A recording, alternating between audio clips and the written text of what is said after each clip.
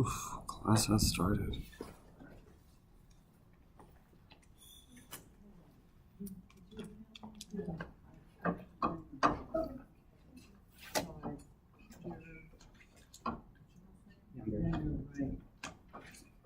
You're right, really tiny. Yes, I'm sorry. Okay. Like the one right more than one.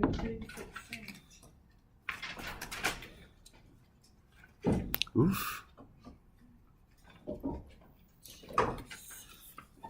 Thank you. Yes.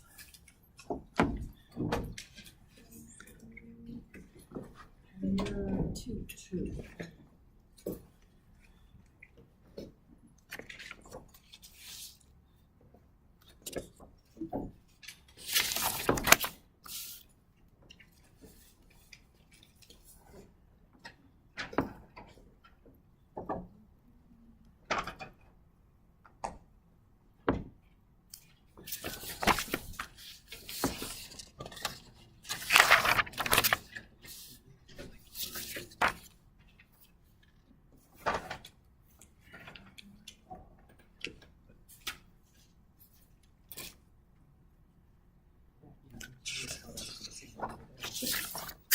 What? The light rail's completely shut down at stations. Oh. The county line station has no power.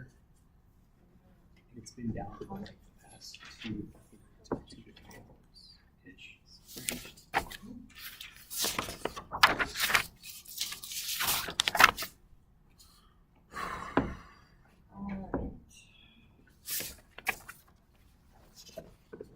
So if you have your paper,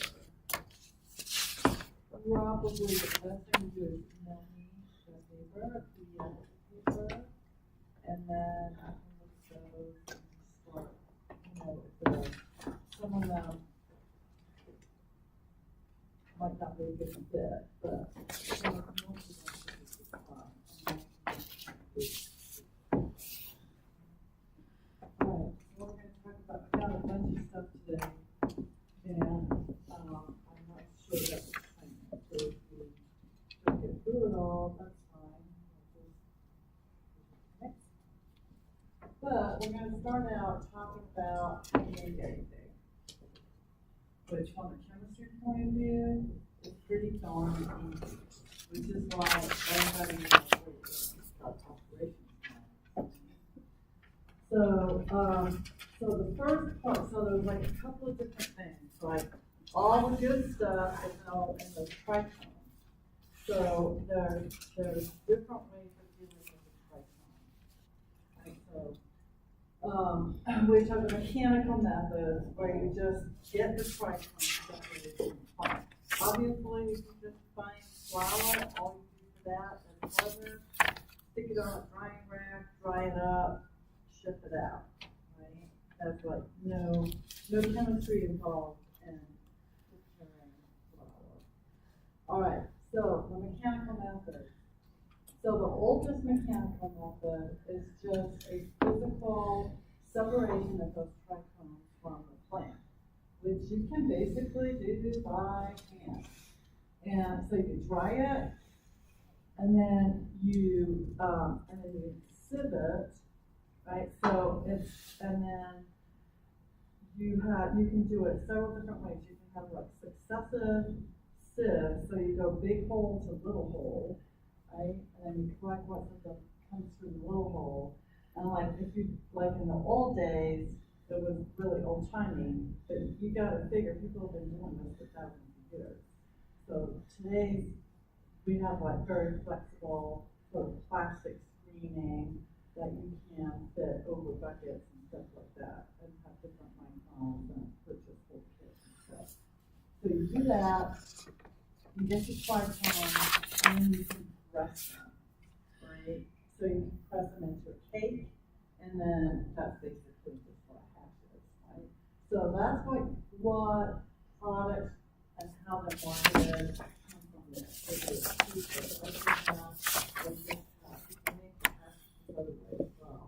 and then they sell stuff like to do the pressing for you and things like that. So it's basically, anybody can do this. Right, then there's variations on this theme, which are more contemporary. So this is how you get under cold situations. So under cold situations, the trichomes don't get broken. I mean, they'll like sever off of the plant material more easily than if it's like a room temperature or something. So what you do for this is you stick your plants that you dry it out, and then you stick it in the freezer or the fridge, right? And then you mix it up with dry ice pieces, right? And then you do the same thing as you did before, right? You shake it out, you can do all the micron levels or whatever you want to do, and then you compress and you make hash. So these two pictures here I got on this website, which is in Holland, right? And this company does analysis for Dutch products, and they market themselves to coffee shops in Holland, because coffee shops. So the way the Dutch law is you go to coffee shops, you buy what you want, and you can buy it at coffee shops, right? I mean, they don't have like a big factory operation like we do. I mean, you can go to a coffee shop and just buy stuff to eat, but a lot of it's very social, so a lot of people just go to coffee shops, and that's what they're called, coffee shops. And so, and this is just like, yeah, they do their little analysis, right? So, full HPLC, full spectrum, they're looking at full on diode array. They talk about the temperature and the humidity of like how they're running it. And then they've got their cannabinoid contents, and they've got a little table, they got a little blow-up graph, you know, and then they have their terpene analysis as well, major terpene, and then they also wrap in these contaminants, and I'm going to touch that both at the end of the semester. Because doing the pesticide stuff is very tricky in the U.S. It's a lot easier in European countries because there's only one set of laws, not 50 something, right? And so they just do like analysis and that kind of stuff. Right? This is a blow up. It's like under a microscope, right? So, because the idea is you are compressing, so you still have like the outer part of the trichome, it's still part of the product. It's not like you're taking all that way out. So that's going to do that. All right, then there's the waterway. So then what you do now is you dig dry plant material, and then you stick it in a container, and then you mix it up just with like regular ice, not dry ice, regular ice and water, right? And you squish it all up, and then you so you use a big filter first, big hole filter first. That gets out like the plant bits, and then your trichomes would then be in the filtrate, and then you let that sit, and the trichomes would dissipate out. And then you would just then filter it. I mean, you can just imagine, you just have to like do it in a deep funnel, you do it on a small scale, but you've got like big scale for companies. And then how dry it gets and how much you compress it then has to do with what the characterization of the product is. Right? So this is marketed under the water has to bubble and solvent. I think the more popular one now is the solventless wax. Right? Because the other waxes are made with non-polar solvent extraction or polar solvent extraction, stuff like that. So a lot of people are very hesitant about purchasing things that have been extracted with a variety of solvents for obvious reasons. We'll get to, so that's the selling point for this, is that it's just water, it's basically a water extraction.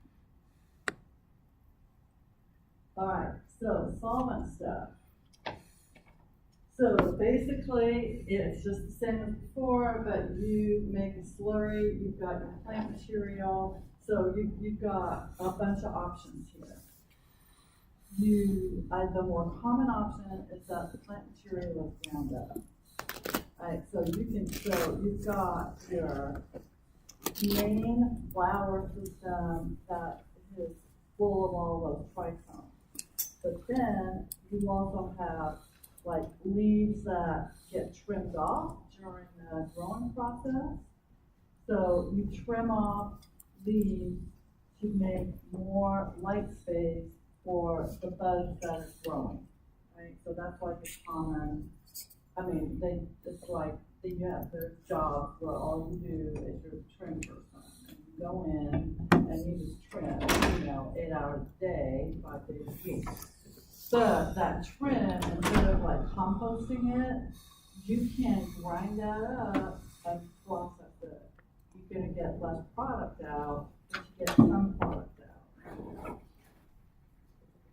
So if you were running an operation, say where you were gonna sell your best flour, then you could process like all the other stuff that you weren't gonna sell in that market. Or you can do this on flour. You can do it pretty much on anything. So you can chop it up, you can grind it up, you can do whatever you want. And then you make a slurry of that with a solvent, right? And the solvent then sucks the stuff out that you want, and then you have to get rid of your solvent, and then you have product left over. Okay? So all of these things are all a variety of products that you can make from them. And so like the main difference between wax and shatter has to do with the consistency. And also in the waxes, it's more like these extraction systems also get other stuff out of the plant.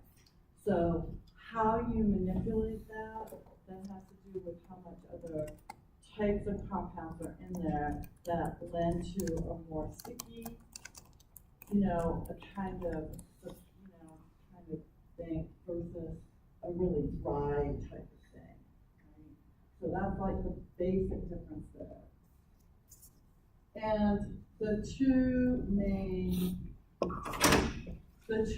solvents, well, look at these solvents. Like, these are all a variety of solvents that people have used. You've got chloroform, not so hot. Chloroform is an anesthetic that was used like when people did surgery before they had like dichloromethane. So like it's pretty low boiling point, but it's like you don't really want to be ingesting that. Petroleum ether is a variety of like C5 ethers. It's a common organic solvent that we use in lab all the time. Benzene is carcinogenic, not so hot. Naphtha, that's like a combination solvent that you kind of mix. And then petroleum distillate, that's basically gas, gasoline, right? And then you've got your butane and your propane. So butane is what you have in your butane lighter, and propane is what you run your barbecue off of. So those are liquefied compressed gases, right? So this is more, so the other, like you can go to Home Depot and you can buy organic solvent. You just kind of have to know like how it all works. But most of that stuff is in like hands-on. And you can get the butane and the propane. The issue has to do with, it's basically like doing compound chromatography is how you do it. You have to run the solvent through the column to extract the stuff. So if you're going to use propane or butane, you have to do it, they have to be liquefied, so you have to do it under pressure. Right? So you have to figure out what devices you're going to use to get that propane or that butane running through a column all under pressure, and then the reason that people like that is, well, it's gas, right? So it's really easy to get rid of. You just let it gas out, and you don't have to worry about rotovapping or any of that fancy stuff that you were doing that. I think it cost a lot. But this is also the main area where people blow themselves up, right? Because they don't understand any, the actual properties of low flash points. So the problem with low flash points is if you have a large amount in the atmosphere, you can trigger a complete explosion of it just by static electricity, or a spark from like a cord or something, anything. And there's another aspect about the static electrical explosions that you may know about. It's called the explosions where grain storage blows up. So they have like those big silos where you store grains, and the grains are all really tiny particles, and then they build up static electricity in there, and then they just blow. So this whole idea of flashpoints really, it's just important.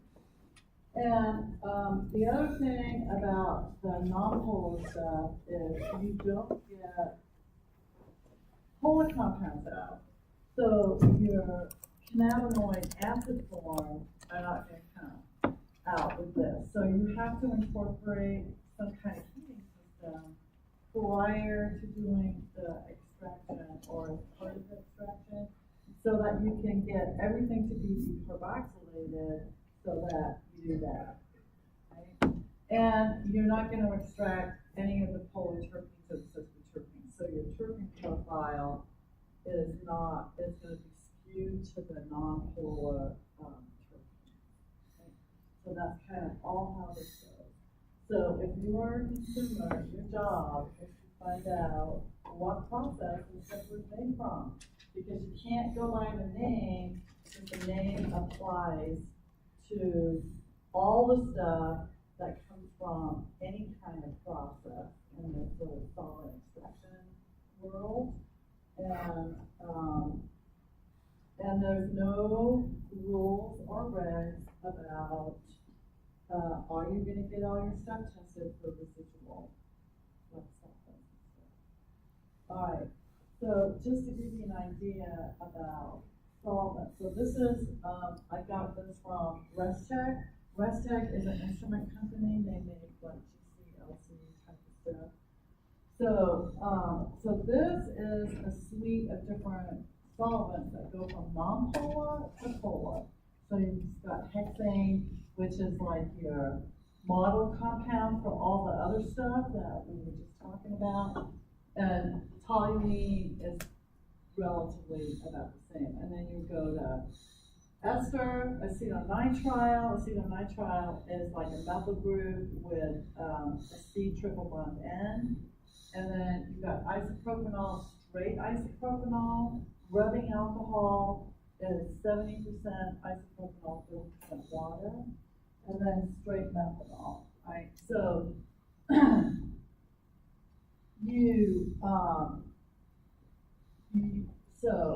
yes, you can get, they weren't looking at THCA. They were just looking at straight THC, and they're looking at CBN. CBN is like a degradation product, and whatever they were using to do this little experiment with had very low CBD.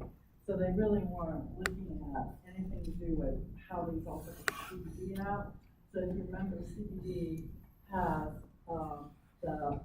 it's the unclosed form, so it has extra alcohol, so it's more polar. Right? So you're definitely seeing, like, as you increase the polarity, you're going to get like more. But look at this other picture, because the level of green is also showing you that you're getting like chlorophyll and other plant materials in your extract. And this is gonna be problematic, and you're gonna have to get rid of some of this stuff. Right? So you've got that little variety of what's going on. Although, acetonitrile looks pretty good, and of course the hexane looks pretty good in terms of getting out all that nasty stuff. And then there's other things that people do that are post-extraction modifications to the methodology. So you've got your organic solvent, you've got your slurry, so you got to filter it to get rid of your solids. Then you've got your liquid, right? And then you gotta figure out how to get rid of your solvent. So what you can do is standard workup, organic lab workups. Like if you've taken organic labs already, you've done like 10 million of these. So you just like wash your organic lab base. So that will remove any remaining acidic compounds, right? Because what you're going to do is deprotonate them, make them into an ion, and then they'll go into the aqueous layer. And then the other thing, this is like a standard organic lab thing, except we don't really do that anymore in our labs because it's like makes a giant mess like the students. But people do it like in real life. Is you can add activated charcoal, and the activated charcoal has like big pores, and it will suck up things like chlorophyll and things like that. So typically, activated charcoal has been used to decolorize organic layers. When you do the workup, it gets rid of some of those impurities. So we got those. All right, so how are you going to get rid of that solvent? Right, so the standard OChem way is you just rotobap it. Right? And there's rotovaps out there that people buy for making product, that's for sure. But to do a rotobap, you need to be able to pull a vacuum. So you have to have like a lab, you gotta have some kind of facility where you can pull it back. Okay? And you gotta have a way to cool your receiver on your rotobap so that as the solvent is coming off, you're distilling it back down to the solvent, right? So typically, like we use dry ice, or we have an electronic chilling system that is just a recirculating, like, what do I want to say? It's like, there's a variety of different fluids that you can put in there, like antifreeze type of stuff. All right, so what people do is they use vacuum ovens, right? So you put your stuff in the vacuum oven and then you pull vacuum, and so you don't have to heat it up as much if you are doing it in a vacuum than if you're doing it at room temperature. And then, like I said before, what you get at the end, you can cut it depending on how much water you like, how much residual water's in there, and all sorts of other stuff. Right? Now, residual solvents.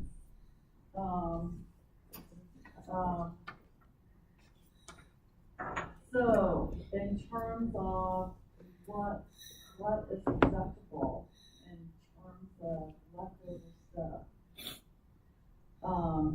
xylenes. These xylenes are just like disubstituted benzenes, like 2-methyl groups on a benzene ring.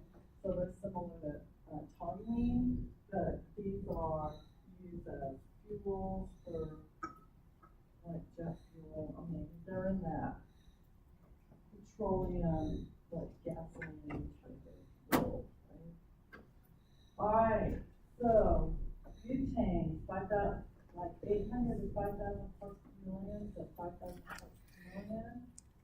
So just think about how much that would be. Heptane, same. Benzene carcinogenic, so it's like 1 to 2 ppm.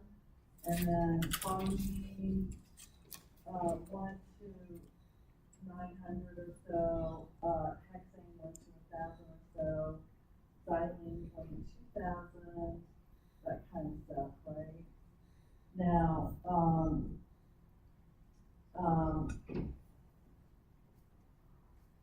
you would not want to use this just because of, you don't want to have anything in there. Alright, then there's, before we talk about the core solvent extraction, there's this other way that is coming in fashion, and this is where, this is marketed as live resin, so expected to be expensive, right? So you take the plant, and basically, the minute you cut the plant, you basically flash freeze it like in liquid nitrogen. So if you've ever played with liquid nitrogen, like you can like duck the stuff in liquid nitrogen, it's like instantly frozen. You can like slam it against the wall and it will shatter into millions of little particles that you can never clean up. So because then it unfreezes and you have like stuff everywhere. Right? So you flash freeze it, and then you do the extraction. So this is like closed loop hydrocarbon extraction. So what that would be is that you would have your hydrocarbon solvent, and then it's like a column. So your stuff is in the column, and then you're pushing the solvent through the column, and then it just continuously goes around and around and around. And then when you're done, then you have the product, and you need to get rid of your hydrocarbon, which if you're going to do like butane, then you just off-gas it. But yeah, like I said,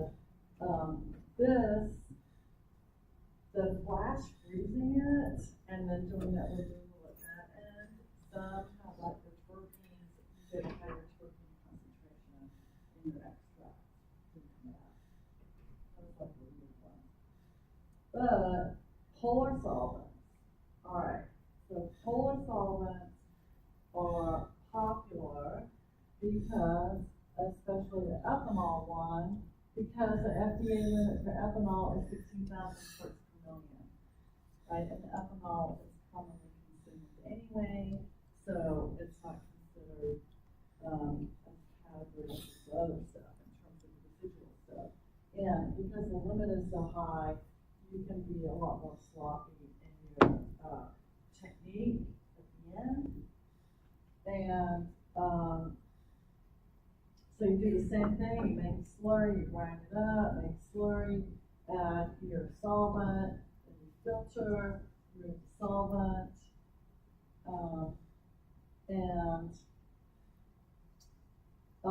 what some people do is at the filter stage, they'll do like a preliminary filtration, and then they will stick that liquid part, the organic layer, in the fridge, winterizing, they'll stick it in the fridge, and then you get more crap precipitating out that you can then filter out in terms of like chlorophyll, and there's some, I'll show you some other compounds that are called compounds. So when you do this, you are going to get the lipids and the carbos from the plant, as well as your cannabinoids and your terpenes. And the lipids, so your lipid content, that's fat, that in your final product is your lipid content that then determines like your butter, wax, shatter kind of distribution part. Alright, and then so this place in California, the Kaplan Lab, which is this where I got this photo. It's like you have to kind of look around to get pictures of like people photographing and stuff. And what they have here too, which is interesting, is like they're gonna have, so they have their rotovap all lined up, and so they're all in like succession, so you can pull them all off the same big vacuum pump. Right? Kind of that kind of stuff. And look how big, these are big ram bottoms. So they're basically selling their method as getting rid of the chlorophyll and the lipids. Right, by their little method that they're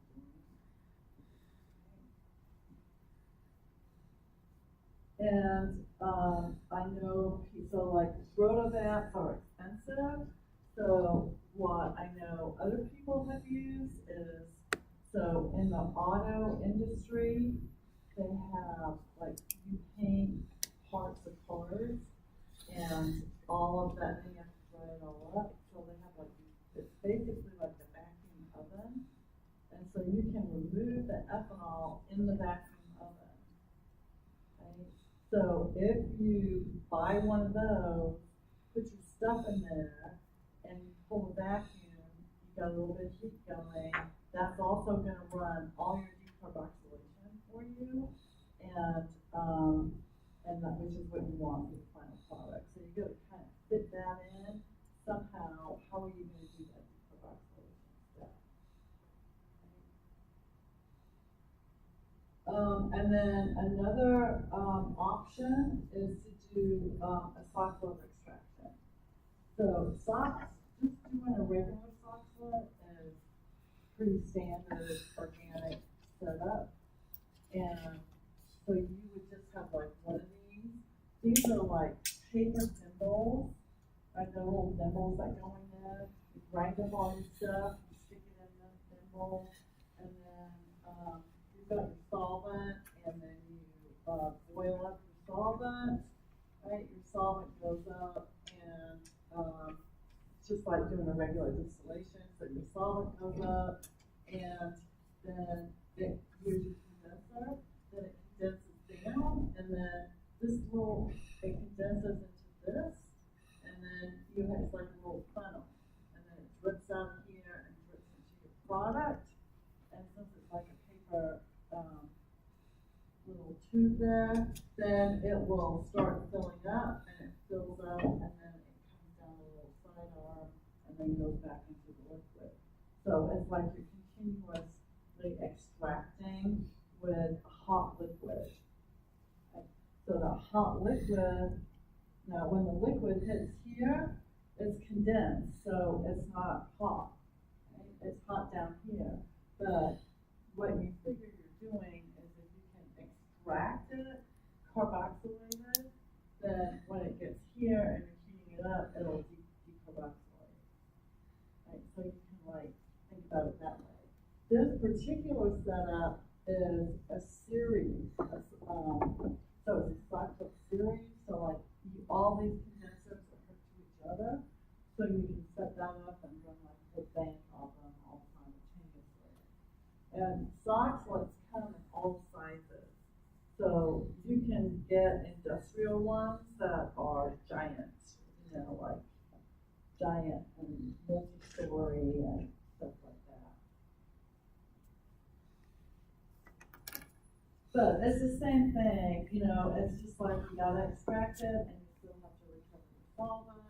Then how do you deal with the waste, right? You recycle it, like you can distill your solvent and reuse it, or you gotta dispose of it somehow, right? So you gotta factor in waste into like all of your calculations. So it's all those ways. But the primo way, I would say this is like the direction everybody's going, is a liquid CO2, supercritical CO2. And this has a ton of advantages. So a production facility, that this is what the company does. It's not just like a couple of guys out in the garage or in the back. They're gonna have like a big setup, and this is a investment. You have to, this is not inexpensive equipment to do this. So CO2 is a great solvent, right? It's gas, at room temperature and ambient pressure. It's a solid at low temperatures, like dry, dry ice. It is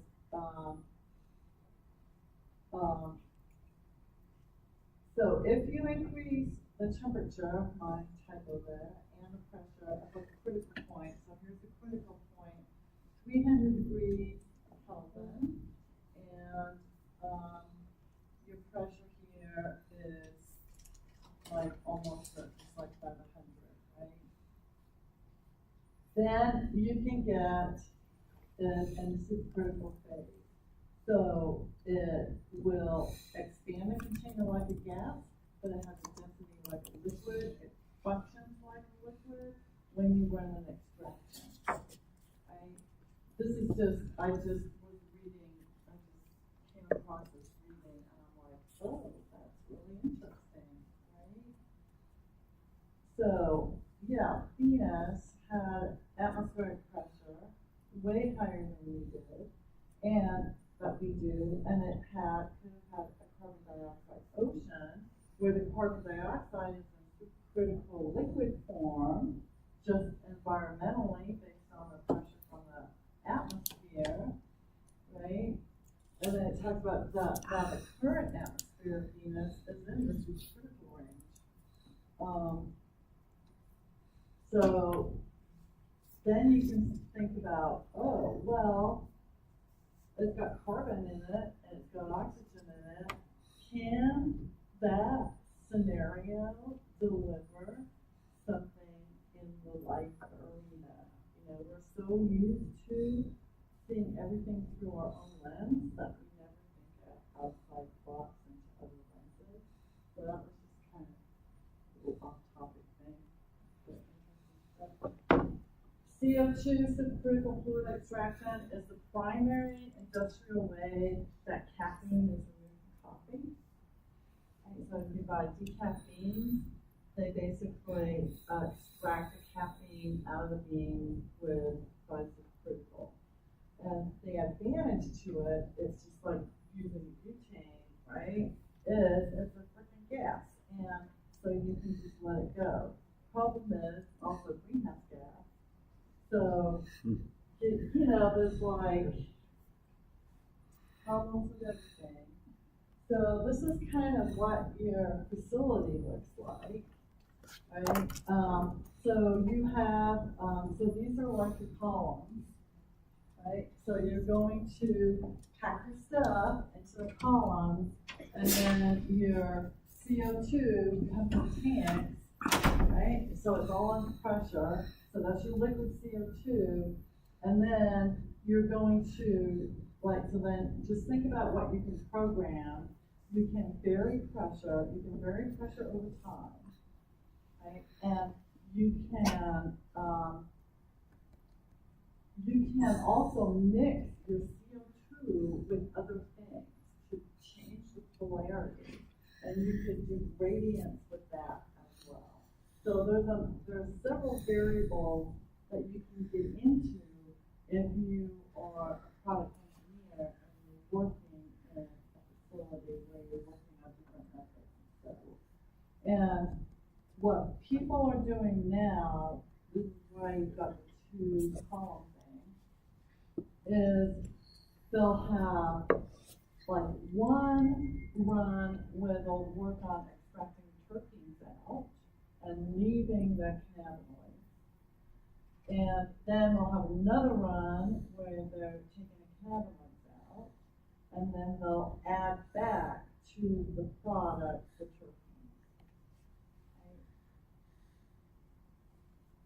All right, so general process here. Get material, grind it up, do your terpene extraction first. So you've got a specific set of supercritical fluid extraction conditions, contact time, temperature, all that stuff to suck out your terpenes.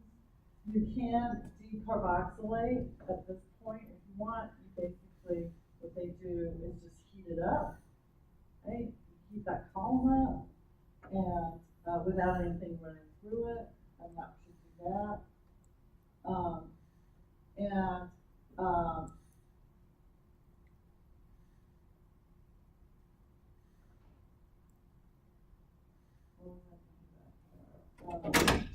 all right, then, you can then extract the cannabinoids out, so you can use ethanol as a, like varieties of ethanol as a co-solvent with the CO2. So you can ramp it or just use a straight percent combo that you have figured out is the one that you like. Right? And then once you get it out of your column, then there's the winterization I talked about earlier, which you freeze, and you can precipitate out the lipids, get rid of those. And then you still have to get rid of your ethanol, like your CO2 is just gonna gas out. And then you can add the terpenes back that you took out the first time, and then you would do the QA testing or whatever you did, and then you package it up and ship it out the door. So, I'd say that's pretty much it, and so, a lot of, yeah. Can they be selective with which terpenes they put back into the product? I think so. I think that is the whole idea about tweaking your ratios with the ethanol. And you can also tweak your contact time, right? And the pressure.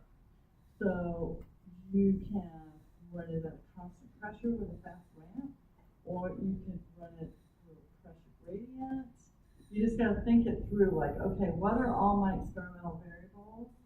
And then which variable is gonna do what? And there's some papers out there that go into great detail about stuff like that. But I also think there's a lot of it, people just keep proprietary. And you don't, it's not, I mean, a lot of the papers kind of are old, which we need to think, like, there's lots of smart people out there figuring this out. And then, so at the cannabis conference last year, these guys presented this paper. Well, I think they've got a patent on it, which is why they were presenting it, but it's not a functional actual machine yet. But what they were doing is instead of pushing the CO2 down through a column of pressure, they were using centrifugal force.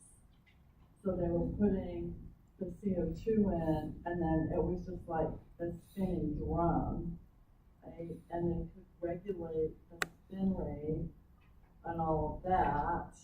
And so, if I remember correctly, they just had a bunch of data that showed how clean and groovy and what a good job it did. But they actually, when someone said, "Oh, are these available on the market yet?" it was like, no. They had not gotten out of really the prototype phase. Right? So people are working on thinking through different equipment for producing products. But the model with those CO2 columns is based on what the industrial decaffeinating process is.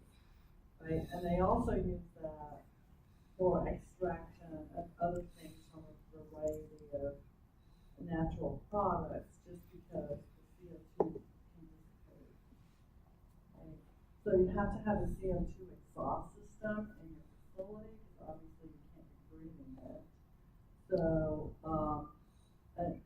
and with the regulation of the CO2, you can see it's going to go into some kind of capture mode where you're going to have some kind of trap filter system or something that you can't just be pumping out 10 million tons of CO2 in the atmosphere. All right, so these are problem compounds. All right, vitamin E. All right, so if you look at these guys as problem compounds, they've got like that giant non-polar part, and then they just have like a little tiny polarity to them. Okay? and these they're like whales. So the difference between an oil and a fat has to do with the melting point. So you're an oil if you are liquid at room temperature, and you're a fat if you are solid at room temperature. But all the oil and fats are just fatty acids. So basically, all they are is long-chain hydrocarbons with a carboxylic acid group on the end. And then whether they're unsaturated, monounsaturated, or polysaturated, unsaturated, has to do with the number of double bonds in them, right? And then it's the location of the double bonds has to do with like whether they're like an omega-3 fat, omega-6, you know, and then you hear people talk about trans fats. That has to do with whether the double bond is trans, right? So this one's cis and linoleic acids. So these all come from, you know, plants. Just think about it, like soybean oil, sunflower oil, avocado oil, right? So basically plants make oils. It's just a matter of, is this the main gig of the plant or is it a side gig? So in the less oily plants, it's a real side gig, right? But it's still there. And so these are they can be problematic or they can be desirable. It all depends on what kind of product you're trying to make. So you got those. And then you've got the colored ones, which are carotene, highly conjugated carotene. Right, so the more conjugation you have, the more your wavelength is going to shift. So that you go from ultraviolet into visible. And then you've got your chlorophyll, which is it's green, it's in everything. And you never get rid of that. So you gotta figure out how to get rid of that. So look at the size of chlorophyll. Right, so it's got like this magnesium complex pairs on those nitrogen. So, and then it's got all that conjugation around it, plus like this big old tail. So this is the ideal type of compound that will fit in the holes in the activated charcoal, because that works pretty much by size, right? And the stuff gets sucked up in that and work on that. There's also this thing called sign of exclusion chromatography.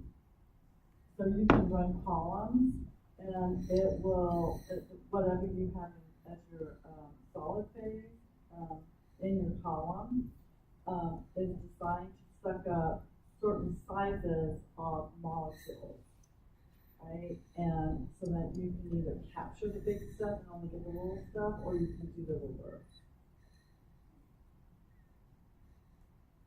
Like that. And then another thing you can do is, like if you have hemp plants, so if you're growing hemp, for fiber, then typically they have hemp, the fiber has a male and a female parts on the same plant. So all those plants are going to generate seed. You're not going to try and not have the plant go to seed. So you can harvest the hemp seed. So this is where and you can cold pressing. It's just like making olive oil, right? So you get olives, right? So they're just the fruit from the olive tree, and you do reversing cold press. So that's going to be at lower temperatures, and you just smush them and you get the oil out, right? And then you can either filter it or have it unfiltered, however you want it, right? And then if you think about sunflower seeds, right? They have really high oil content. And so it's just the same thing. The hemp seeds have a really high oil content. So you can compress them, and you just need a lot more force for a seed than you do for an olive, about like grapes, like when you make wine, you just mush the grapes, but they're like, you hardly need any pressure at all to get all the grape juice out. So it's just, but it's the same concept, right? So you can get the hemp oil out, and then if you look at this high pressure beginner bar, 40 degrees centigrade, not that much further than hemp, really, you know. And, but the longer you extract, the darker it's going, right? And the more chlorophyll you got, and the more kerosene content you have. So you've got that balance between what do I have to do to get my good stuff versus I'm getting too much bad stuff. Right? The more bad stuff you got, the more we can get rid of it.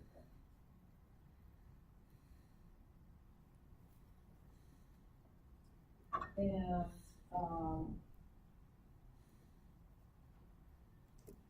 this is just the data in tabular format in terms of looking at chlorophyll and kerosene. And they're doing this milligrams per kilogram, right? So if you think about that, so it's not like it's a huge amount, but it still has a significant thing with the color. And people don't like to buy products of certain colors. Alright. Then we got a couple of patents I want to show you. So you're out there, you're a company, you're making your stuff. Say you're doing supercritical fluid extraction, you're gonna sell, you're doing that, you're selling oil vape pens, right? You got your whole thing going, you just keep all of your conditions, proprietary knowledge. Then, as we see in these patents, people patent the craziest stuff I have ever seen. I could not believe these patents. I found these because I was looking for supercritical fluid, like examples for like, what do you do, like what solvents they use and what countries they use and this kind of stuff. And I thought, this is an old one. But then you start reading it and it's like, you gotta be joking.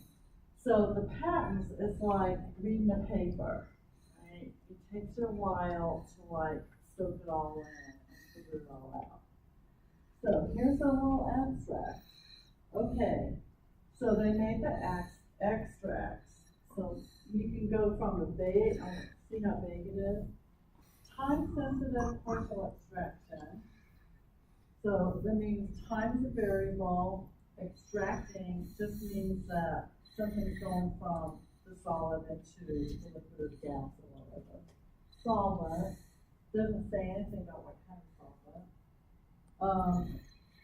And then, okay, that the solvent is allowed to contact the plant for some amount of time, but less time than that you get to reach an equilibrium that dissolves stuff in the solvent. Well, that's kind of vague, right? Time sensitive could be utilized with other, so how they're doing the expansion right off the bat. Other medicinal plants having elevated levels of soluble therapeutic components, right? So basically it's a vague overview, and this is what I thought of when I get the picture. It's like, okay, well that's just general organic, I'm going to extract something. That, how can you patent something that you do in lab and have been doing in lab for hundreds of years? Like it makes no sense to me, right? So here's their example. 5 pounds of plant, right, they dry it out. So they dried it out, decarboxylate it, and then they stuck it in some muslin, right? So that's just like cotton that got, it's got a fairly, not got a tight weave, it's got a fairly open weave. You know, by a certain size, blah, blah, blah, and then they dumped ethanol in for 30 seconds, blah, blah, blah, and then they got 5.7 liters of ethanol, and they put it in this wet cannabis evaporation. That to me means they did it in the vacuum oven, not a rotovac. And then they get their stuff, right? Well, that's just all the stuff we've been talking about. Like, how can you patent this? That makes no sense. So this is what I thought, like, okay, this is exactly what you're doing when you do the pour over coffee, which is all really trendy now, right? Especially the Japanese cold ones, right? So, yeah, you ground your stuff up, you stick it in the filter, you pour the water over it, hot or cold, makes no difference, like for like a small amount of time, you collect your filtrate, you consume it. It's exactly the same thing as what they just said, right? You grind it up, you stick it in the filter, you add your ethanol, you get the filtrate, and you just get rid of your ethanol. That's the only thing that is different. How can this be real? Like, how can people say that this is going to, be patentable? Yeah. I'm so amazed that it got accepted, because I know for a patent you have to be specific. You cannot be vague. You have to. Oh, I'll show you where they were specific. It's like, yeah, they were like, they were specific, but it's like, where they're going with it, I'm not sure.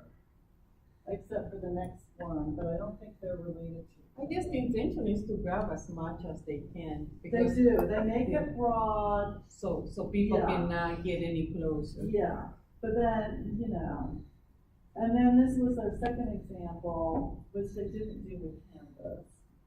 But, so they did, kava from the kava root, and they ground that up, and then they took the cannabis oil, in the ethanol, and then mixed all that up, and then, they heated it up, and then,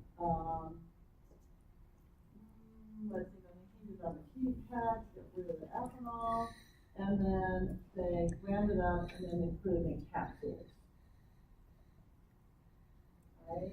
So that was their other one. So you got like the pour over thing, and then you got like, oh, I'm gonna make like stuff I'm gonna sell at the health food store. So I found this. This is just out there on the internet. How to make your own capsules. Right? I mean, it's like common sense. Right? You grind up the junk and mix it all up, and you stuff it in the capsules, and you stick them in a jar, and you're done. Right? It's not like rocket science. So I'm still like going, okay, how are they gonna do that? Sounds like it's tapping Easter eggs. Huh? Sounds Yeah. like it's tapping Easter eggs, Yeah, those it plastic is. ones that Yeah, you get. Yeah. So then they get in, so they do the background, talk about all of that. So it's all like pretty good in terms of like the background and why you would want to do this. There's all these medical things and all of this stuff. Right? So they got, this is just all like common knowledge for like background, like where we're at now. And then they talk about, smoking's bad for you, right? So smoking's bad for you, so you need to do it some other way besides smoking, right? So vaporizers are in a patent, and also patches. And at the conference last spring, there was a woman there from a pharmaceutical company that really, it was really super interesting. I had no idea the technologies that went into patches. So the thing about patches is you have to get it going from the patch material into your bloodstream through the capillaries that are in your skin. But at the same time, you gotta regulate it time-wise. And, so what they're doing is they're making like all these sandwich type patches so that the material goes through like a polarity gradient type of thing. And then in terms of working with your skin, it's just like there's a lot of technology in it. And now the other problem that they're having is like how like people have different capillaries like in their skin, like skin comes in different thicknesses and all of that stuff. So they're working on like micro needles. Like so you have like patches with little micro needles underneath them. Then you can control like when the micro needle was injecting you. Like so you could put a sensor in there and you could control them, and then you could have anywhere you want, you can't even feel them. And they're all really tiny. So you have like thousands of them, like per centimeter or something like that. So there's like a lot of stuff going on with that. Just for like different medical, so it's just a delivery system that could be for anything. So that was kind of interesting. So I'm gonna talk about this, right? Basically trying to build a case that you need something simple cannabis extract, right? But it's still like you're just saying, I'm just gonna use like an OChem lab technique. Right, but you know, all that stuff. So this is what their summary of the invention is basically OChem extraction. Instead of shaking it up and set funnel, using the pouring method. And they go into more details, and the details have to do with solvents. So look at the range of solvents. They cover it. Right, you've got acetone, acetonitrile, benzene, butanol, chloroform, cyclohexane, PCN, dichloroethane, DMF, this is DMF, it's a hydrolyl polyacrylic solvent, diethyl ether, ethyl acetate, hexane, nitropropanol, methanol, and NPK, nasty, methylcyclohexane, pentane, propanol, THF. Basically, every organic solvent that we use in lab all the time. Right? 95% ethanol, absolute ethanol, getting it covered, non-denatured, denatured, non-denatured, it's like every variety of ethanol out there. So that actually would cover vodka. Right, like you can't bring your extraction and then they talk about, yeah, duh, if you change the polarity, you're gonna change like your percent of what stuff you get out. Well, that's just like standard ocean knowledge. And you know, they talk about, getting the chlorophyll out, getting carbos out, stuff like that. And then they go on and talk about, oh, you don't want to have to bring stuff up.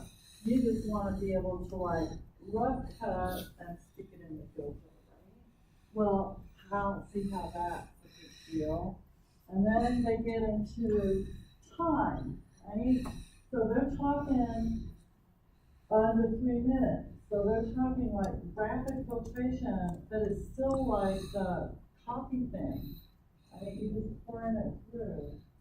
So talk about that, and that their like experiments show that how much stuff is coming out on the first pass, and then you can see where they're going, like doing it on a continuous basis.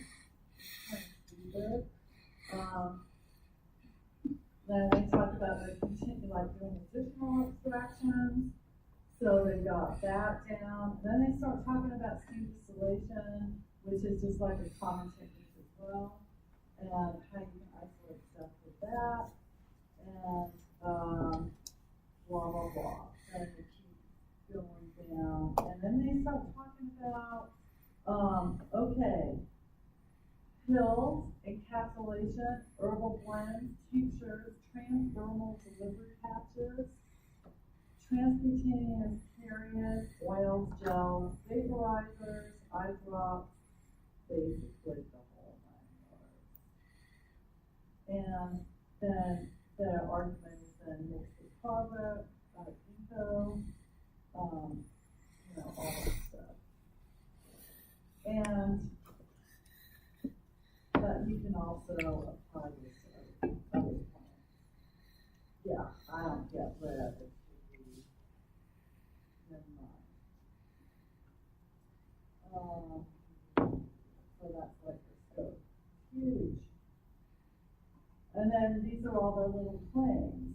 So this is where it gets all really specific, right? But it's all really, it covers all the variations of the theme of just doing a general extraction in an organic lab.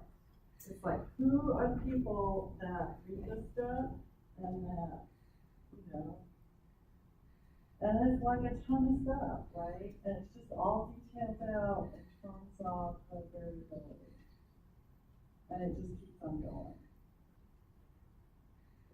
Like all different solvents. And they have all the patents that they reference. And this is the next one I wanted to show you. This is a patent for essentially making a K-cup for your Keurig. But it applies to any other device that uses pods of any size or shape. Right? Single serve containers. Right? So you stick your single serve container in a brewing machine and press go, and it's going to extract the stuff. Now, they are looking at that you flavor it, so you can flavor it with basically anything, right? Any kind of drink that we currently associate with those pods. And then, so you pack it together in a package. So this is like, you've got your cannabis and your other stuff that's going to be mixed in with it in a pod. And the pod can be, you got to decarboxylate it, so you got to heat it up. But, like in the K-cup thing, it heats it up, so you've got to heat it right there. And then you just grind it up, stick it in there. Okay, cavity defined by the container. So the cavity defined by the container, so you're not restricted to little round pods. You can have like any kind of shape pod you want. So somebody got that going, right? So tea bags, where's the tea bag one? Tea bags. So there's a place in Oregon, in Portland, that is doing, they're doing teas and they're selling, you can buy tea bags. And they're also, you go in and get tea. And so they're mixing cannabis with other tea. You can do it with green tea and this kind of tea and whatnot. Now, last time I went to Portland, I went to go buy the tea bags, because they just make the straight ones, they just sell at the dispensary. And the guy there told me they were out, and that actually the manufacturing person put that, selling that in Oregon at that time, it was last spring, was having some business issues, and was basically going to discontinue the product at that point. But conceptually, piece of cake, right? It's just like, just think about it, and you can make it.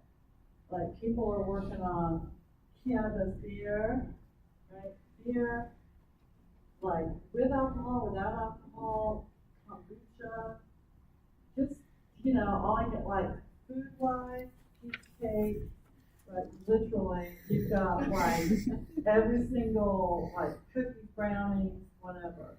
Now, if you go get like little gummy things, mostly those are sprayed. It's not internal into like actually making them, they just buy stuff and spray it down. You know, so it's just a matter of your imagination. So the same thing's going on with these people, they're just figuring, oh, I'll go get a patent, and then they're making some money doing it. But enforcing some of this, the first one, I think is like unenforceable. This one, I can see like whole companies coming out with, like especially if it's like legal federally, and you can cross state lines, you can just make K-cups and stick them in your Keurig and go off and running, right? So you can just see it coming, all these like stuff. So if you're into product development, this is the kind of things you think about all the time. And then we'll talk about the chemotypes. We'll start with that after the testimony date.